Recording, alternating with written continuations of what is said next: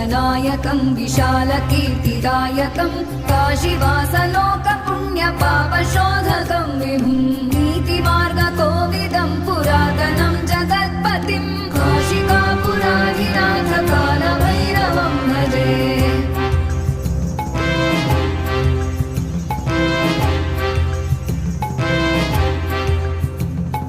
कालभैरवाष्टकं पठन्ति ये मनोहरं